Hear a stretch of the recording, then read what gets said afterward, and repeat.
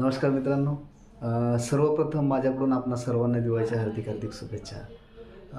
दिवाळीच्या सुट्ट्या आहेत, त्यामुळे आम्ही आज विदर्भातील जे सप्तऋषी आहेत नावाजलेले आहेत, त्या सप्तऋषीपैकी 4 सप्तऋषीला जाण्याचं ठरवलेलं आहे. माझ्यासोबत माझे सहकारी पर्यवेक्षक प्राध्यापक टेमगरे सर हे सुद्धा येणार आहेत. तर व्हिडिओ शेवटपर्यंत पहा. व्हिडिओ आवडला तर नक्कीच लाईक करा, शेअर करा आणि चॅनलला सबस्क्राईब.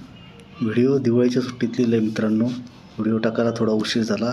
असो, बुलढाणा जिल्ह्यातील मेहकर तालुक्यात 7 वेगवेगळ्या गावातील जंगलामध्ये स्थिर पुरातन शिव मंदिर सप्तऋषी देवस्थान म्हणून ओळखले जातात. कारण या 7 मंदिराची स्थापना 7 ऋषींनी केलेली आहे. 7ही मंदिरे पुरातन असून हेमाडपंथी आहेत.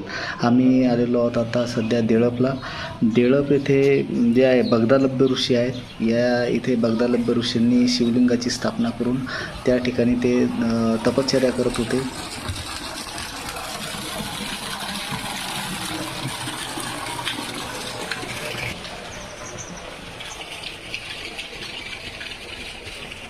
ओलांड्यातून जे भाविक जातात, शिवभक्त जातात, त्यांच्या मनोकामना नक्कीच पूर्ण होतात असे बऱ्याच भाविकांना इथे अनुभव आलेले आहेत.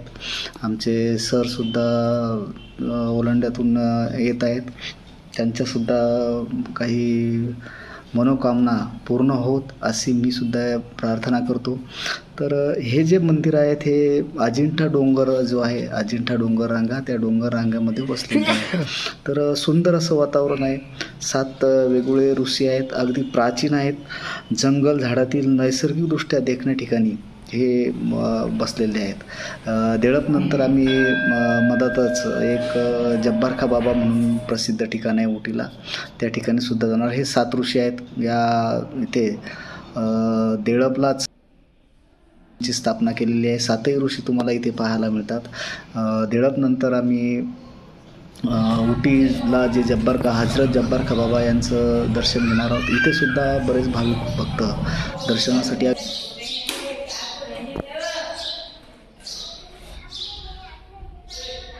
यानंतर उटीनंतर आम्ही आलेलो आहोत आता गोमेधरला. गोमेधर येथे गौतम ऋषींनी इथे महादेवाच्या पिंडीची स्थापना करून त्यांनी इथे तपश्चर्या केलेली आहे. पहा, अगदी सुंदर असं वातावरण आहे. गौतमेश्वर संस्थान इथे प्राचीन बारवसुद्धा होती. गोमेधर येथे प्राचीन बारव होती, पण काही कारणामुळं ती बारव बुजवण्यात आली. तर श्रावण महिन्यात जे आहेत, श्रावण महिन्यातल्या 3ऱ्या सोमवारी सर्व शिवभक्त हे वढाळीला जमा होतात आणि वढाळीवरून त्यांचा प्रवास रात्री 12 वाजता सुरू होतो.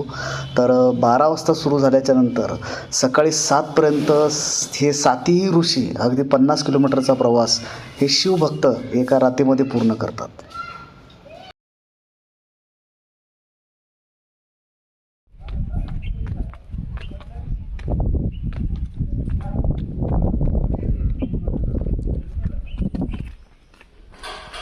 आणि वाल्मिकी ऋषी म्हणजे हे 7 भाऊच आहेत. 7 ऋषी 7 भाऊ वेगवेगळ्या ठिकाणी मेहकर तालुक्यातील वेगवेगळ्या गावामध्ये वसलेले आहेत. आणि येथे महादेवाची पिंडीची स्थापना करून या भावांनी इथे तपश्चर्या केलेली आहे. हे आहेत वाल्मिकी ऋषी.